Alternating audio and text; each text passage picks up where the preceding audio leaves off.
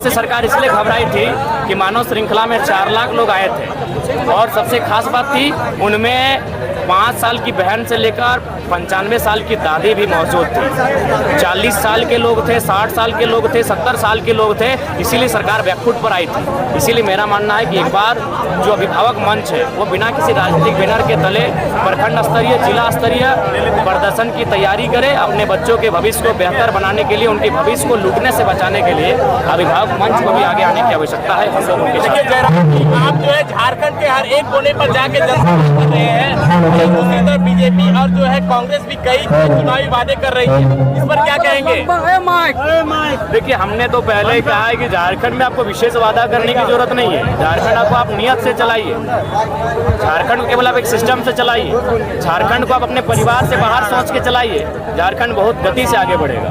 आप विचार की धरती पर आए हुए यहाँ के लोगों से क्या कहेंगे? लेकिन यहाँ जाते ही पता चला कि जो यहाँ के स्थानीय जनप्रतिनिधि हैं, सांसद हैं, विधायक हैं, पड़ोसी वाले विधायक हैं, सांसद हैं, वो यहाँ के लोगों की जो आजीविका का साधन है उन पर डैमेज करने का काम कर रहे हैं, अपनी शक्तियों का दुरुपयोग करते हुए उनके काम में अवरोध उत्पन्न कर रहे हैं। और साथ ही यहाँ पंजी 2 गड़बड़ी का मामला सामने आया। इचाके का खेत वाली धरती है, किसानों की धरती है, चारों तरफ हरे हरे मैदान है, खेत खलिहान है, तो पंजी 2 का मामला भी प्रकाश में आया है। उस पर भी हम लोग संज्ञान ले लिए हैं, उस पर भी हम लोग निश्चय ही प्रदर्शन करने की तैयारी में है। और जब हम लोग सत्ता में आएंगे तो बाकायदा सीओ को हाजिर होने का आदेश देंगे कि पंचायत में जाके जनता दरबार लगा के जो पंजी 2 की गड़बड़ी का मामला, ऑनलाइन जो मामला आ रहा है, उनका निष्पादन करने का।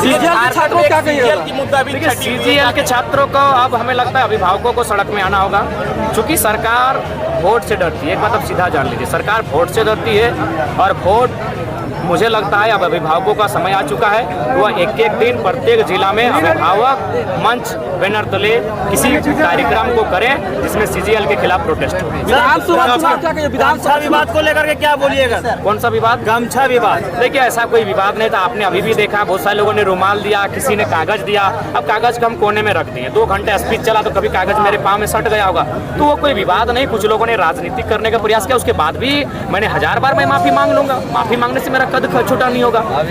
अगर लगता है कि अनजाने में भी मुझसे भूल हुई, जैसे किन्हीं की भावनाएं आए तो वे तो मैं 1000 बार माफी मांगूंगा। लेकिन एक बात आप सभी कहना चाहूंगा, जो भी युवा हैं, आज जो धार्मिक कंट्रोवर्सी होती है आस्था के नाम पर, उसे हम लोग बौद्धिक दिशा में लेके जाना होगा, वैचारिक दिशा में लेके जाना होगा। हमारे तो सबसे बड़ा आस्था का केंद्र धरती है, हम तो धरती पे पांव रखते हैं। हमारे लिए सबसे बड़ा आस्था का केंद्र जल है, हम लोग जल को पीते भी हैं और उसमें अपने सोच और मलमूत्र का विसर्जन भी करते हैं। तो इसलिए लोगों को थोड़ा सा जो आस्था के नाम पे एक कंट्रोवर्सी लेके आते हैं, उस पर चिंतन मंथन करने की आवश्यकता है। बाकी पुनः माफी मांगता हूं। विधानसभा चुनाव में सहयोग कितना मजबूत है? देखिए, वो तो आप लोग भी घर बैठे देख रहे हैं कि साहेबगंज में हमारा जन समर्थन कैसा मिला। साहेबगंज में अगर वहाँ मुख्यमंत्री भी जाते हैं और बीजेपी वाले नेता भी जाते हैं तो बहुत मशक्कत करनी पड़ती है उन सुदूर क्षेत्रों में। गंगा नदी का तट है, लेकिन वहाँ जब हम गए तो पाँव रखने की जगह नहीं थी। मंच हमारा पहली बार टूटा, पानी, बारिश, मूसलाधार बारिश, उसके बाद भी लोग खड़े थे। तो जन समर्थन बहुत अच्छा मिल रहा है। उम्मीद है अपने मेहनत से हम लोग उसे वोट में तब्दील करेंगे। अच्छा, पार्टी का सहयोगी अगर आपका बात करें, संजय मेहता जी, जो एक तरह से कहा जाए तो जेल कैम्प का एक न्यू माना जा सकता है। न्यू नहीं, न्यू बात गिरिडीह के साथियों ने दिया था, बोकारो के साथियों ने न्यू को रखा था। उसके बाद धीरे धीरे उसका प्रचार प्रसार हम लोगों ने किया था। न्यू गिरिडीह, धनबाद, बोकारो के तत्वाधान में हुआ था। अच्छा, वो पार्टी छोड़ दी है, इस पर उनको शुभकामनाएं। छोड़ दिए, बहुत सारे लोग छोड़ के चले जाते हैं। अभी जेपी पटेल ने पार्टी छोड़ा, तो कभी इंटरव्यू उतना नहीं लिया, छोड़ के चले गए हैं। छोड़ना आना ये राजनीति में चला रहता है, उनको जहाँ भी रहे शुभकामनाएं। अच्छा, लोकसभा चुनाव की रणनीति में ऐसा क्या कमी रह गया था जो अभी आप विधानसभा चुनाव की रणनीति बनाए हैं? देखिए, लोकसभा चुनाव में कमियां रही, क्योंकि पहला चुनाव था, हमारे पास हम लोग केडर तैयार नहीं किए, केवल हम लोग स्पीच दिए और स्पीच से ये वोट आया। पहली बार हिस्ट्री में है कि 8.5 लाख वोट आपके स्पीच से प्रभाव से लोगों ने वोट किया है। तो केडर्स में कमी रही, बूथ मैनेजमेंट में कमी रही। हम लोग बूथ मैनेजमेंट की दिशा में काम कर रहे हैं, केडर्स की दिशा में काम कर रहे हैं और हर एक समुदाय से उनके बीच जाकर बैठ कर वार्तालाप और बातचीत करने का प्रयास कर रहे हैं। लगातार हेलीकॉप्टर उतर रहा है आपका, स्कॉर्पियो से कैसे होगा विधानसभा का? देखिए, हेलीकॉप्टर हमें भी मिल जाएगा। ऐसा बात नहीं कि हमारे साथी, बहुत सारे साथी इंजीनियर इंजीनियर हैं, डॉक्टर हैं और विदेशों में भी काम कर रहे हैं। कोई अच्छा उनका टर्नओवर भी है, लाख, 1.25 लाख, 1.5 लाख, 2 लाख, वे लोग हेलीकॉप्टर मैनेज कर देंगे। लेकिन हमने मना किया है, क्योंकि देखिए होता क्या है कि हमारी जनता भोली वाली है। बाकी जो पॉलिटिशियन है वो क्या करेंगे, इनको मैनिपुलेट करेंगे कि आपका नेता तो स्कॉर्पियो में हो गया, अब हेलीकॉप्टर में उड़ने लगा है। तो हम लोग स्कॉर्पियो से ही देख लेंगे जितना एनर्जी है। डुमरी के अलावा मांडू से भी आपके चुनाव लड़ने की सियासी गलियारों में देखिए चर्चा है और चर्चा को खारिज मत कीजिए, चर्चा को चर्चा रहने दीजिए। बिना खर्चा का चर्चा होता है। और दूसरी सीट अभी संभावना रहने दीजिए, और दूसरी सीट की घोषणा चौथे चरण में किया जाएगा। अच्छा, आगामी घोषणा हो चुकी है, 6 सीटों की घोषणा हो चुकी है और कल भी हमें लगता है 6-7 सीटों की घोषणा हो जाएगी। 70 सीटों पे हम लोग चुनाव लड़ने जा रहे हैं और हमें आशा है कि 41 का आंकड़ा पार करेंगे। लक्ष्य जीतने का 40 का आंकड़ा, 41-41 का। यहाँ के स्थानीय राजनीति बारे में क्या कहिएगा? देखिए स्थानीय राजनीति तो हर एक राज्य में होती है। महाराष्ट्र परकट्ठा में विधानसभा पहुँचे, यहाँ पे क्या कहिए? देखिए यहाँ चाचा भतीजा का जो शासन है वो 20 वर्षों से है, 25 वर्षों से है। केवल वो आपसी में पाली बदलने का काम करते हैं, एक बार गेंद इस पाले में, एक बार गेंद इस पाले में। अब वो व्यवस्था रुकनी चाहिए, अब यहाँ बदलाव होना चाहिए। एक बेहतर विकल्प, एक मजबूत नौजवान को आगे आकर अगुवाई करने की आवश्यकता है। हम लोग अगुवाई का अवसर दे रहे हैं, परकट्ठा में निश्चय बदलाव होगा। तो अगर आपका एक सीट निकलता है, मान के चलिए, तो पहला काम क्या करिएगा?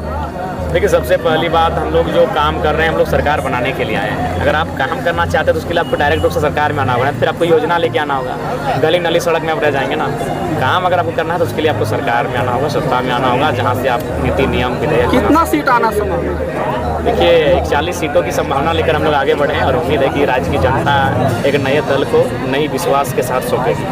अच्छा, सामान्यतः देखा गया है कि पार्टी जो है, पार्टी का लीडर जो है वो सरल दिखते हैं, लेकिन आप इतने अग्रेशन में दिखते हैं। तो देखिए चूँकि सरल हम भी हैं, हमसे सरल कोई नहीं है ना। हमारे पहनावा को देखिए, हमारे खान पान को देखिए, हमारे रहन सहन को देखिए, हमारे व्यवहार को देखिए। हम जब लोगों के बीच जाते हैं तो हमको लगता है रोज़ हमको लात जूता का मन खाना पड़ता है, मन ठोकर खाना पड़ता है, कोई हाथ में तो कोई पाँव में। कभी हमारी एंट्री को देखिएगा तो हम बहुत सरल हैं, लेकिन सवाल है कि अगर हमारे एग्रेशन से मेरे राज्यवासियों का भला हो, अगर उनकी नौकरियां जो छीनी जा रही वो बच जाए, तो एग्रेशन में बुराई नहीं है। आपने दिल्ली से फोन की बात की कि आपसे संपर्क है? हाँ, ये तो लोकसभा से ही संपर्क चल रहा है, अभी भी चल रहा है, लेकिन हम लोगों ने स्पष्ट कह दिया है झारखंडी मुद्दों के साथ हम लोग चुनाव के लिए लड़ेंगे। अच्छा, अगर 2-4 सीट अगर लाती है JLK पार्टी, तो क्या आप कौन से पार्टी में आप विलय होंगे? हम लोग अपोजिशन में रहेंगे, सरकार में नहीं तो फिर अपोजिशन में। धन्यवाद, जोहार, नमस्कार।